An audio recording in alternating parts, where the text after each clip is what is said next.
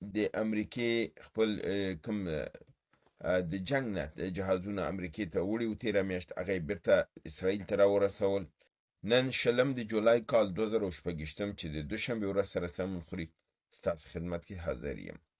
د نن ورځې په موضوعاتو کې ټول نړیوال مهم موضوعات دي او په دې کې سیمه ییز موضوعات هم شته دی. د امریکې خپل کوم د جنگ نه د جهازونه امریکې ته وړي و تېره میاشت هغه یې بیرته اسرائیل ته راورسول. همدارنګې په اردن باندې د ایران بمباردمان د سپای پاسدارانو ادعا چې د امریکا هغه ډرون چې ډېر قیمتي دي هغه یې وهلي دي. په خپله بلومبرګ د هغه په هکله راپور چې دا ډېر څومره قیمت یې ورکړی دی. د همدارنګې ایران پر هغه څلور کښتیګانې چې را روانې وي او وارننګ یې ورکړ بیا په ماینونو والوتنې د متعلق خبر تاسو ته د سنکام د خوا نه بیرته د ایران ځواب او بریدونه. همدارنګې د ایران پر برقي سټیشن د کویت باندې او د تصفیې په اوبو دوباره برید کړی دی. د ایران د شورای ملي غړی او همدارنګې پخوانی وزیر خارجه د دواړو خواونه یعنې هم پخوانی وزیر خارجه دا خبره کړې ده او هم د پارلمان غړو دا خبره کړې چې که مخکې امریکا راځي نو بهتره دا ده چې موږ د عربي په ملکونو برید وکړو هغه ونیسو. همدارنګې د دارخوین په اتومي بټۍ باندې د امریکا برید او د عقبه په بندر باندې هم د ایران برید. د سوریه کې د اسرائیلو د قواو راننوتل. د عراق د صدر اعظم سفر ایران ته او همدارنګې قطر ته. نور داسې واړه غټ خبرونه دي انشاءالله ستاسو حضور ته وړاندې کوم. هیله ده چې برنامه کې تر اخره را سره اوسئ او دا برنامه ما سره یو ځای تعقیب کړئ. د نن ورځې په لومړي خبرونه کې دا دی چې امریکا هغه د پټرول د رسولو یعنی په فضا کې چې د اسرائیلو الوتکو ته پټرول ضرورت کېدل ځکه چې د اسرائیل او د ایران ترمنځ د بعضې ساحو سره تر خپله سرحده 1500 کیلومتره دی، تر تهران 1100 کیلومتره دی او نور هر سیمو ته چې مختلف ایران سیمو ته ځي مختلف اندازې دي. بعضې کې 2000 کیلومتره دی، بعضې کې 800 کیلومتره دی. دا فاصله ده. کله چې دی هغه فاصلو ته راځي دی کله یو ځلي کله دو ځلي پټرول اخیستلو ته ضرورت لري. هم په راتګ پټرول اخلي هم په تګ کې پټرول اخلي. نو دا تیاري کیسي 115 دا په فضا کې دا تیاري تیره میاشت امریکا بیرته ویوړې. هغه وخت یې ویوړې کله چې د نتنیاهو د ډونالډ ټرمپ ترمنځ شخړه زیاته وه. هغې د ډونالډ ټرمپ خبره نه منله او دا ویلې چې امریکا چې څه کوي یا به کوي زه به خپل بریدونه په ایران کوم. نو امریکا خپل دا 10 دانې 12 دانې کیسې 115 د سیمې نه ویوړل، د اسرائیل نه د ټول ځای نه ویوړل او اسرائیل ته ویلې چې ته په ایران برید کوې زه اوس برید وکړه چې زه په فضا کې تا ته پټرول درنه کړم ته برید څنګه کوې؟ ته خو نشي کولی. هماغه علت دی چې تاسو وکړه چې په ایران باندې بیا نور بریدونه نه وو. په لبنان باندې بریدونه زیات شول، په سوریې باندې ځکه هغه اسرائیل ته نږدې دي او هلته پټرول ته ضرورت نه لري، راځي برید کوي بیرته ځي. نو دغه جهازونه چې امریکې وړي وو پرون وړمه ورځ یعنې دنې 10 دانې بیرته اسرائیلو ته راوړل او هلته یې ودرول. د دې معنا دا ده چې امریکا بیرته اسرائیل ته د پټرولو سپلای شروع کوي چې په فضا کې پټرول کوي او اسرائیل بریدونه وکړي. نو دې راتګ سره دا امکانات ډیر زیات دي چې په ایران باندې د اسرائیل بریدونه هم شروع شي. بل خبر دا دی چې ایران د اردن په عقبه بندر باندې د اوبو بندرګاه باندې د میزایلو برید کړی دی او چوندلته د امریکایي اډه هم ده. په دغه اډه کې وایي چې امریکایان په صندوقونو کې پټ شوي وو او کله چې دغه شو په دې صندوقونو دا ولګي دا زیات کسان هملته په دې صندوقونو کې مړه شوي دي. دوی غوښتل چې د ایرانیانو د میزایلو یې دنه په صندوقونو کې پټ شي، هغه په صندوقونو کې دوی ټول له منځه تللي دي. د عقبې دغه چې دی بندرګاه دلته د دوی بحري قوه هم ده او دوی د یو هوایي ډګر دی، دلته هوایي قوه ځای هم دی د امریکا. امریکایانو خپل وګړو ته ویلي چې د بحري قوا مرکز او د هوایي اډه دا دواړه پرېږدئ او ځان د دې ځای نه وباسئ، لپاره دې چې د اردن حکومت دا اعلان کړی چې دلته خطر دی، نو تاسو دا ځای پرېږدئ او دې ځای نه ووځئ. در حالی چې د اردن حکومت وی چې مونږ هېڅکله هم داسې کوم دغه نه دی جاري کړی اعلامیه او مونږ دا نه دي ویلي دی وځي، دی د خپل د ځایونو نه دی نه وځي. خو امریکایانو خپل عسکر ته ویلي دې ځای نه ووځئ او تښتئ. دې نه تښتئ چې دا ځای د وهلو لاندې دی او دلته ټول وژل کېږئ، او یو څه هلته وژل شوي هم دي. اما یو ټکی چې دلته ډېر مهم دی، دا د عقبه کوم ځای کې چې بندر دی اوبو دی، د ده تر څنګ یعنې په ډېره لکه 15 دقیقو فاصلې سره په تیاره کې چې لکه یو تیاره راځي دلته بم اچي، په الیټ کې مچولی شي. دا الیټ چې دی دا د اسرائیلو بندر دی او دا دواړه بندرونه څنګ تر څنګ دي. ایران زی عقبې بندر وهي، اما ایران د اسرائیلو بندر نه وهي. نو چې یو دانه دلته وهي خو یو هغه هم ووهه، څنګ تر څنګ دي، فاصله هم ډېره نه ده. میزایل د دلته هم رسېږي هلته هم رسېږي، که طیاره دې ځي دلته هم رسېږي هلته هم رسېږي. او دا کار یې نه دی کړی، او دغه ساحې کې د پوځیان چې دي دوی د خپل د سیمو نه وتي دي، دا ځای خالي کړی دی. همدارنګې سنټکام ویلي دي چې د دوی ته د قمندان عمومي یعنې چیف کمانډر چې دی وی یعنې ډونالډ ټرمپ نه په قمندې سره 6 بجې د سهار د ایران پر هغې اډو باندې برید کړی چې د کوم ځای نه د اردن عقبه ویشتل شوې وه او دوی د هغې ځای بدل ترېنه اخیستی دی.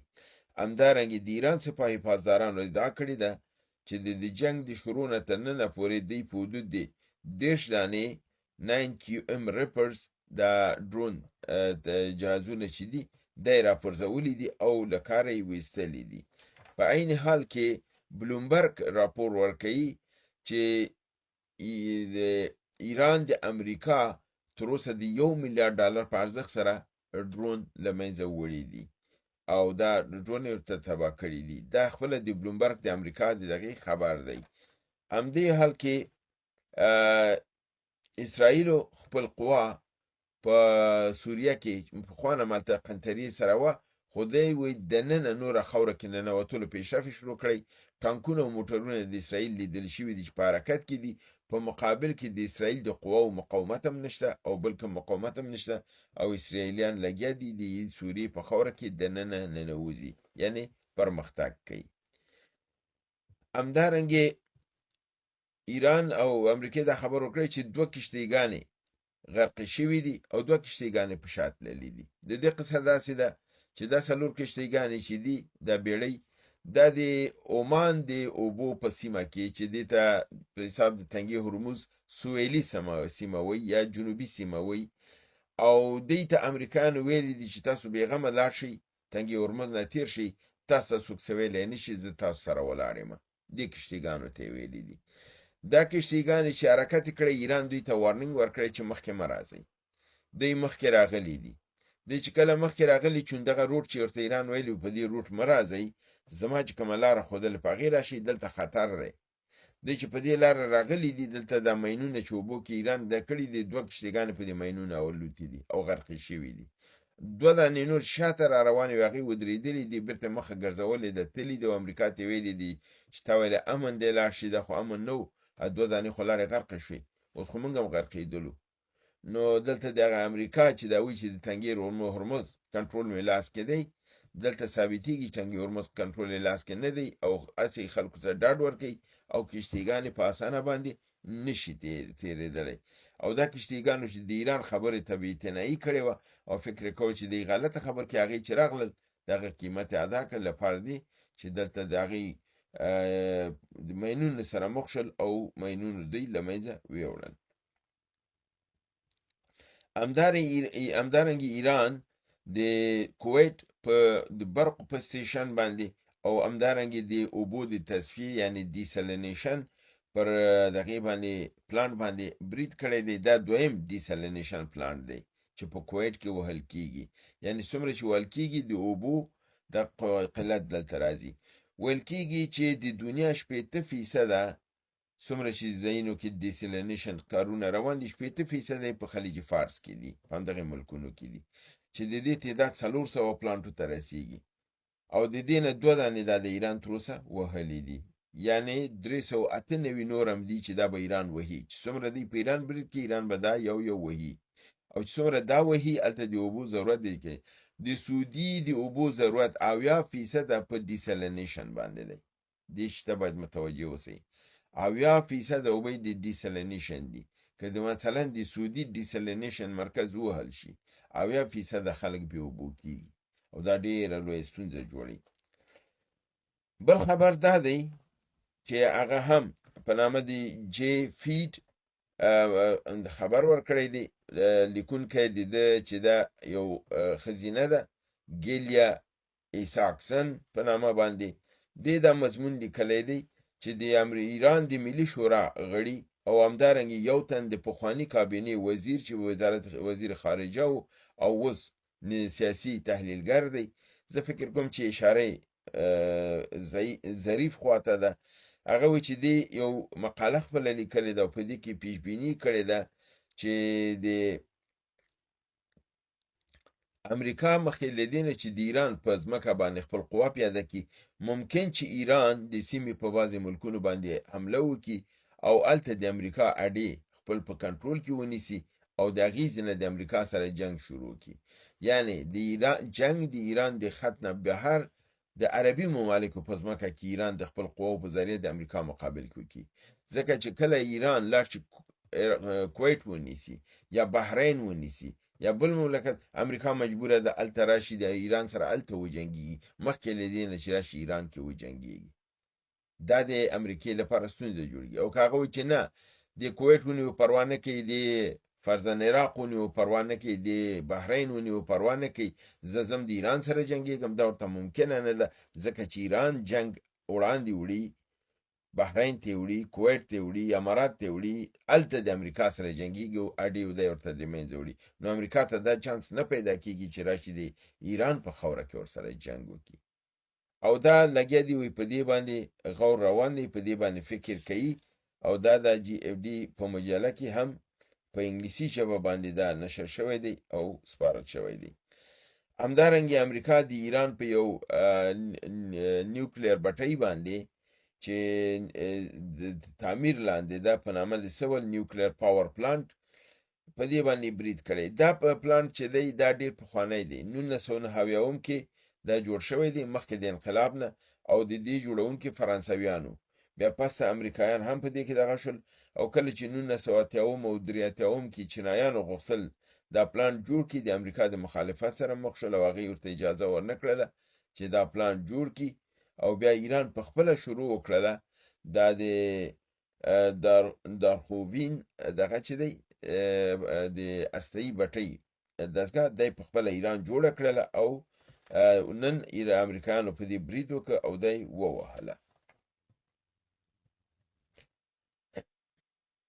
همدارنګه بل خبر دا دی چې علي زیدي د عراق صدراعظم چې امریکې ته تللی و، بیرته راتګ نه پس دی اوله کې کویت د قطر ته تللی تر څو د هغې د پادشاه د مړینې په هکله هلته خپل تعزیت وکړي، او پس له هغې نه چې عراق ته راځي دا به بیا وایي کې ایران ته راځي او هلته به دا خبرې کوي. خو دی یو پلان لري چې د عقبې پورې، یعنی د ایران د عراق د بصرې ښار نه چې د دلته د خلیج فارس سره اوبو دغه ده، د دې نه به یو د پایپ لاین د ګیز او د پټرولو به تیروي چې دا به عقبې ته یعنی اردن ته رسیږي، کوم یو چې ما مخکې تاسو ویل چې بمبارد شوی دی. خو ستونزه دا جوړه شوې ده چې دا دغه پټۍ چې ده دغه پایپ لاین چې دی اوس نشي تیرېدلی، ځکه چې د عقبې بندر بد رقم ته بمبارد شوی دی، وهل شوی دی، کاره وتی دی، او دا 1400 کیلومتره لاره ده د بصرې نه تر عقبې پورې چې دغه تیر شي، نو د تنګي هرمز نه به فشار کم شي، دغه پټرول چې په یوازې تنګي هرمز کې اخیستل کېږي دا به هلته عقبه کې اخیستل کېږي. کوم ځای کې چې ما تاسو ویلي چې دلته د اردن دا بندر دی او څنګ کې ایلیټ په نامه اسرائیل بندر دی چې ایران دا بمباردوي خو هلته غرض نه نیسي. دا هماغه دغه دی چې تاسو مې ورته متوجه کولی.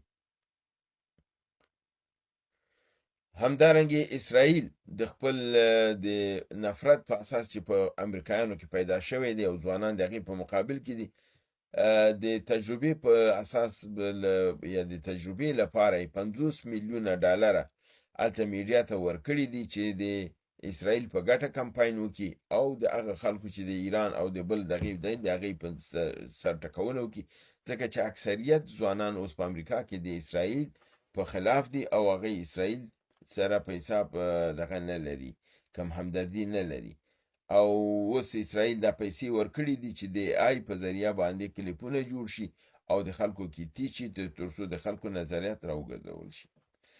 همدارنګه بل خبر دا دی چې د هندوستان او د پاکستان د دوی د هغه سرحدي ساحه چې LOC باندې یادېږي یعنی لاین آف کنټرول. لاین آف کنټرول هم دا معنا ده چې دا سرحد نه دی لکه موږ چې ډیورنډ کرغز سرحد نه منو. هندوستان د پاکستان سره دا سرحد نه مني.